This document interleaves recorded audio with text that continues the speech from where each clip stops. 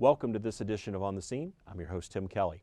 On today's program, we're going to spend a little time with new Suffolk City Manager Patrick Roberts and reflect on the now completed City Hall and E911 facility project that again has now been open for business for just over a year. But again, we'll take a look at how this facility is starting to function and better serve the citizens of the city of Suffolk. Stay tuned.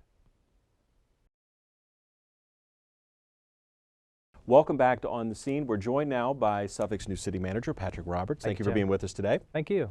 Well, you know, you're settling in to the position on a permanent basis, and just get your initial thoughts as City Manager of the City of Suffolk. Sure. It's a great time to be here. The city, as we've talked about previously, is really coming out of an economic slump, with the nation coming out of the same economic downturn, and so much private investment is going on right now in Suffolk.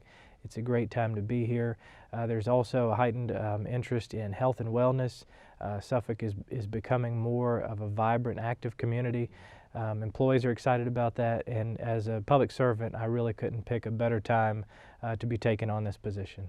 Well, for those who don't know you, and I know you've been in Suffolk for a while and obviously been in the area, but tell us a little bit about you. Sure. Kind of your background, Right. where you come from, so to speak. Sure. Most of my career has been in public service, either local or federal government, roughly 4 years in federal, the rest in local government. And throughout that time, I've really gained an interest in taking more of an active role in the decision making and influencing how the community develops, and really being more of a part of the good things that happen. So the positions I've been in, the work that I've done, have really led me to where I am today. Any of those career stops that you want to highlight as far as that kind of maybe have molded your leadership style or your management style? Yeah. The first and most important one, I got some really good advice early on in my career, is that I should pursue management experience in the private sector, and I really took that to heart. Spent a couple of years in banking in the Richmond area with a large national bank. Got exposed to a lot of things, but particularly financial management and customer service, and those skills really translated very well when I was ready to start work in local government. After that, I spent a lot of time working for the city of Richmond in various departments, mostly neighborhood projects, construction and development projects, both the review side of private investments, but also managing city investments, construction and neighborhood renewal.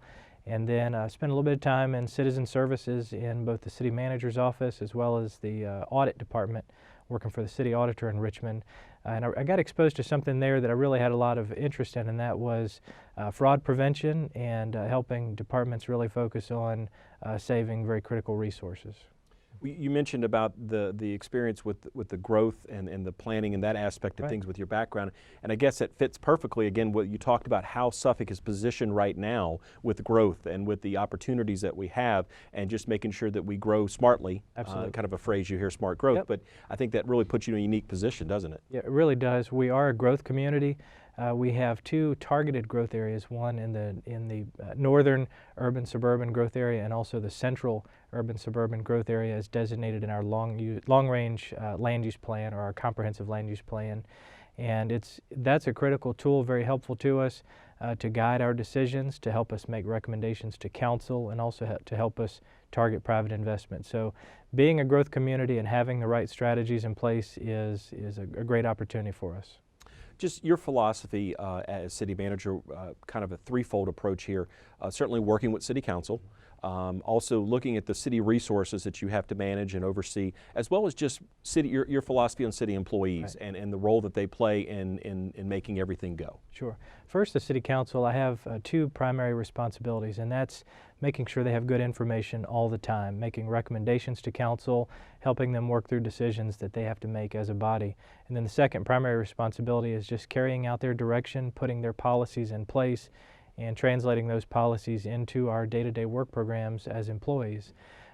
My responsibility to employees, and a lot of the interaction I have with employees, is really to focus on three areas, and that's making sure that we have opportunities to succeed, opportunities to do good things, that we have resources to do those things, and that's training, financial resources, all the right tools, and then lastly, the policies, or the authority, the authorization, responsibility to do what we need to do, to be able to make decisions at all levels of the organization.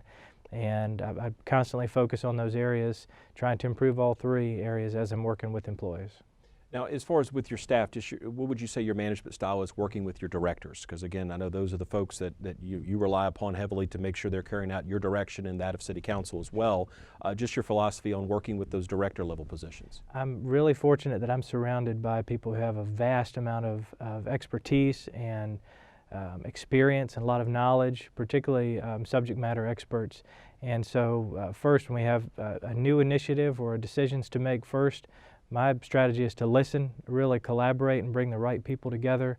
That's how ideas develop, and really include as many folks with good ideas as I can in the management decision-making process. Well, you know, as we sit here in the city of Suffolk in 2015, late in the year, just your philosophy as far or thoughts about what is kind of next for Suffolk. Right. I know you kind of touched on it a little bit off the top, but you know, any things that jump out to you that are, you know, I use the word maybe concerns. I know SIPSA comes into play there. Sure. As far as other things that are coming up that we have to be aware of, as well as, again, I guess the great opportunities that we have as Absolutely. well. Absolutely. Big picture first, again, as we're a growth community, we have a focus on building and maintaining our infrastructure, and that's roads, water, sewer, parks, school facilities, public safety facilities, large equipment that we need to do our work. So that's always going to be on the forefront, but also working closely with our public education system, making sure that we can be partners with them in any way possible. You mentioned SIPSA, that's a regional solid waste organization that we're a part of. There's 8 member localities. That's the organization that disposes of our solid waste, our garbage collection disposal.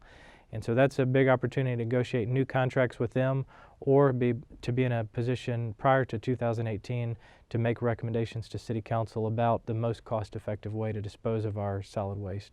Another good example of kind of a looming decision on the horizon, and will shape a good portion of our future. Also, again, growth community. We've got a responsibility as we grow to be stewards of our environment. A lot of things through industry or even government have impacted our environment in Suffolk and elsewhere in the region, and so there's a real urgency for us to take care of our waterways, our natural resources, our conservation areas that we've identified all throughout the city, and so those are great opportunities for us. And again, I guess that's where the organization that we have here with the government here in Suffolk lend itself to helping solve those problems, if they are call problems, or address the situations when they come up. And again, everyone working together as a team to make those opportunities happen. Absolutely, and we have an opportunity to collaborate and bring the right people and resources together to do that. Now, just to back up a big part here, one thing that I think people sometimes have a question about, or just to understand the relationship, the role the city manager plays in the city manager style of government. Okay. Certainly you have the elected body, city council, you have an elected mayor, but also the city manager is the person, whoever he or she may be, that runs the city as far as on a day-to-day basis. If you could just elaborate on that process and the way the structure of the organization flows with the city manager style of government. Absolutely. It's probably the most commonly adopted form of government in local government in North America, and dates back to the first half of the 20th century. In this form of government, we the people elect an elected body, the city council in our case, and those are the people as a body who, through working with the community, listening to their constituents, they form a vision, they form goals and priorities, and then they have to, as their part-time elected officials, they have to hire a permanent professional to run the day-to-day government, and that's the position of city manager. And so again, as I started out by saying, it's my job as a city manager to help them through their decision-making process and make recommendations. Okay. Well, just we have a couple minutes left in the segment here. Just anything you might like to add to sort of let the public know a little more about Patrick Roberts and everything. Just your opportunity to kind of let us know a little more about you if you want to, just to kind of step in. Yeah. Sure. Well, I love Suffolk. I've been here since 2007. I'm a transplant from a neighboring locality, but this is really my home. I love raising my kids here. We have a lot of fun. We do a lot of things outdoors. I think my biggest hobby is just spending time with family and friends. Whatever we're doing, wherever we are, I have a good time with family and friends especially. I like running. I'm trying to manage that and make sure I take care of myself. I've got a half marathon coming up this weekend I'm getting ready for, And so that's a big event I look forward to, and again, just spending time with friends and family is something I really look forward to. Very good. Well, Patrick, thank you for spending time with us today to Yeah. kind of, not to say introduce yourself, but Sure. maybe reintroduce yourself to the community, Right. and kind of give us an insight into your philosophy as city manager for the city of Suffolk. So we appreciate your time. Thank you, Tim. Thanks very much. And we will have more on the scene when we return.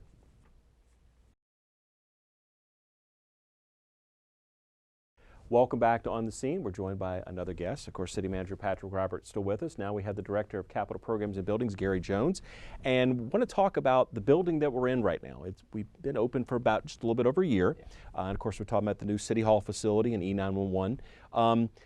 Let's kind of recap where we are with this structure and kind of, you know, looking back on the project, when it began, the kind of the time frame, and now it's here and alive and well. Okay, well, let's go back to the beginning of the contract. Right. Let me start back from the beginning of what the problem was that precipitated this project. Right. It started with, obviously, everybody knows the long issues we have with the old City Hall building, with the structural and infrastructure issues with that building. So that was part of the problem. But the bigger issue was that we had a problem with services being spread out throughout the city and being not convenient to the public. And we were spending a lot of money in leasing properties that we didn't own. So money was going down a hole that we didn't get seen in return on. So it made sense to, in addition to the physical problems with the old building, to look at bringing all of our services under one roof, which precipitated the need for the project to take root. So, and that was the beginning of the project. We started construction on this project back in, I think it was 2000, late 2012, early 13. That was early 13, April 2013. With the Model Hoffler, and so that the project got started then. And what it was the design and construction of a 105,000 square foot building, which is roughly twice the size of the old building. And the idea was to form a one-stop shop facility for our public to utilize to gain all of our services. Everything under one roof, everything set up in a way that was easy to navigate, easy for the public to come in, take care of business, and keep it moving. As well as having all of our staff on one roof, making our operation a lot more efficient. We don't have staff traveling between buildings, coming to meetings, those kind of things. So bringing everything under one roof, it was just a win-win situation. Right. And from a financial standpoint, the dollars we were spending on leases and maintenance and operating all these different mechanical systems and all these different bills we were paying to keep all these facilities running, the cost was about a wash when you look at putting it into one facility as opposed to having it in all these other facilities that we did not own. Correct. So that was the starter. That was the problem. That's what brought us to where we are. Sure. Project started with the Model Hall. It was a $25 million contract with them to do the building. There was also the big component in this building was the E911 dispatch center, which was a major component of this building. If you recall, we had one of the things that drove it was replacing of our old analog communication system. Our communication systems, which serves our police, fire, public works, parks and rec, public utilities, everybody that communicates with radio systems, it impacted their operations. So we replaced the old analog system with a digital system. That was a big component here, replacing the radio system. In order to do that, we needed new infrastructure to support that. We had to construct new towers to replace one existing tower, the old City Hall tower that was next to the old red and white tower. We had to replace that one with a new tower that's now behind the HR building, and we had to add 2 additional towers to support the digital system. So that was put in place, as well as the physical components in the new building. We added about 7,000 square feet of space for a new dispatch center and all of its support spaces and support offices to support the new digital system. And as you go into the E911 dispatch center now, it is a state-of-the-art facility. It is probably the most technologically advanced E911 dispatch center in the region. Right. And we're very proud of that. We're now able to communicate with all of our surrounding partners, surrounding cities, when there's a need to collaborate with different departments on emergency situations. So, which we had some struggles in the past in Sure. doing that when we had emergency situations. We had problems with communications. That has all been resolved now. So there was a public safety component to it, as well as a customer service component to it, as well as an efficiency standpoint. It all wound up as a win-win-win for everybody to have a new facility to support all those things. The project was broken down into 2 phases. This was an interesting and challenging project, and I'll put it that way. It was a challenging project from the standpoint of we had to construct the new building and all of the infrastructure surrounding the new building with utilities and roads and things, while we kept the old building on the same site, operational and safe for the public to use. Correct. So the first phase constructed the building, made improvements on West Washington Street and Henley Place and Market Street, which we completed and moved into about a year ago. And then the second phase was to demolish the old building and to construct the rest of the site elements, mainly the parking lot, which we just finished. And I'm proud to say that that's complete and has made a huge difference in now completely taking advantage of how this building was designed to work. We've gotten a lot of compliments from the public. Very few negatives, but almost all positives. Everybody's really proud of the facility. Sure. We get a lot of compliments on it. But the biggest thing is I can see things working so much more efficiently for the public as well as our staff. So it's been a successful project, and we are finished. So I'm proud to say that. Never thought you'd say that. I would like to say one thing. I'd like to thank the staff, Right. and especially the public for being so patient. It was testing. It was a testy situation to keep things working and keep things safe while everything was happening. So the public was very patient as well as our staff. So I want to thank them for that. So. When you talked about the parking element, I know that was kind of the last component to be finished up. Yes. But the fact that now, and what is our parking approximate as far as the amount of spaces we have? Because now you have the old lot Yes. that's still in function, in place, and then you have the new one, which Yes. again, a lot of designated visitors parking, and again, a nice little roundabout to kind of pull up if you have someone that needs a little assistance to get out. So it's really convenient. Yes. Between the, let me put it this way. We have added an additional 210 spaces to what was here. I think we had a total count of just under 400 spaces for the entire municipal complex. That includes the old municipal lot, the new lot, the new on-street parking we created, as well as the parking at the HR building. So I think it's just under 400 spaces total in the total municipal complex that we have. So we have added to that by over 200 spaces. And I think the building, you know, certainly, I know we kind of consider there's two entrances or main entrance, but the fact that it really presents well from either side when you're looking at it, especially at nighttime from the entrance that opened most recently, when Yes. you're looking at it from Market Street, pardon me, looking back with all the lighting and everything, how it sets up, it really presents well for us in the city of Suffolk. Yes, and that was the idea. The idea was to not have a back door. Correct. Basically two fronts. You have obviously the West Washington Street entrance, which is the symbolic entrance to the building. Right. But then you have the main public entrance where most of the parking is associated on the Market Street side of the building, and so we made that it was an intentional thing to have two entrances and make a common lobby that tied the West Washington Street side together with the Market Street side. So it's a common lobby that supports both sides of the building. So that worked out very well. Patrick, as city manager, just your view of the facility that we now have and the organizational efficiencies that are kind of developed. I think we knew or counted on there being some with the way the building was constructed and what got the one-stop shop approach. But I think over the course of the year, we've probably developed others just by the fact of the workflow Right. and the convenience for the public, and as well as for employees being able to interact and more directly, you know, sort of work with one another because we're all under one roof, so to speak. Right. Absolutely. As Gary said, what this building has helped us do is bring a lot of people together. The building is at the center really now of a very efficient, customer-focused campus. We've got all the departments which are customer service oriented here in City Hall. We're across the street from our main library branch. The police headquarters, which was recently expanded, is just across the street on Henley Place. Our registrar and central absentee precinct, Virginia Cooperative Extension, are in an adjacent building at the Human Resources building. So we're really building a wonderful campus here to serve people, but also for employees to be able to interact much better, more easily. And we've really started to see the benefits of that since we've moved in. Now, I'll throw this question to both of you. Certainly looking at the project in its infancy, you know, you look at the plans on paper and you have the mock-ups and things. You know, it starts there and you have this vision of what it's going to look like and be like when you're done. Right. Well, we're done. Yeah. You've said we're finished. Yeah. So, but just feedback from the two of you of now that we're finished, did it turn out, you know, better than you thought it would, so to speak? For me, it did. Yeah, okay. It did. It started off, and the general concept was intact. It's evolved. Right. evolved from the early design concepts into what it is now for the better. It's a lot more efficient than the original concepts were. So I think it did. And it actually, from an aesthetic standpoint, it came out a lot more pronounced than I thought it would. It really has a presence. And as you know, it recently won an award. That's right. For that very as one of the best municipal facilities in the region. So we're proud of that. Right. And I'm sure it'll win many more awards. Sure. I'm sure it will. So. And I'll echo that. The investment we've made here has far exceeded our expectations. We've really gotten good feedback from employees and people who need to do business with the city on a regular basis have really enjoyed having a lot of the key departments come together.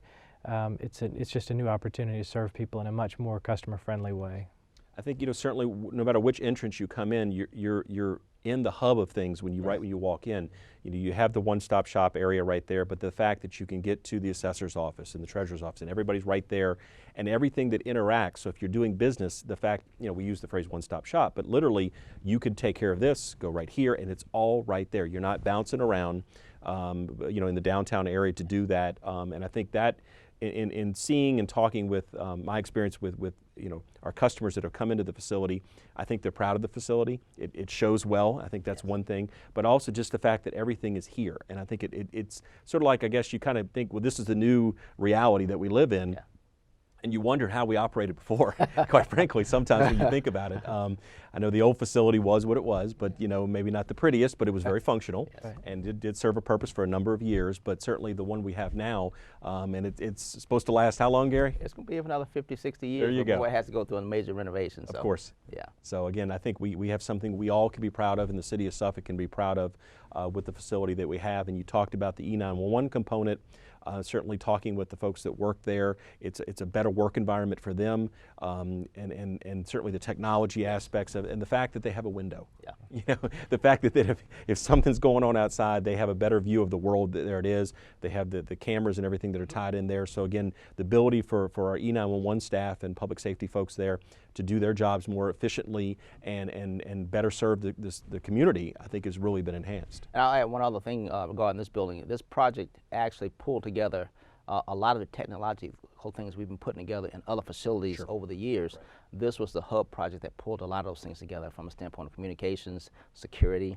All these things were pulled together with this project being the final hub to pull it all together. So this project meant a lot of things for the city for bringing us up to a whole different level of service. So that's something that everybody has worked hard with. Sure. And I can't thank all of our departments and the rest of the staff been so patient with me.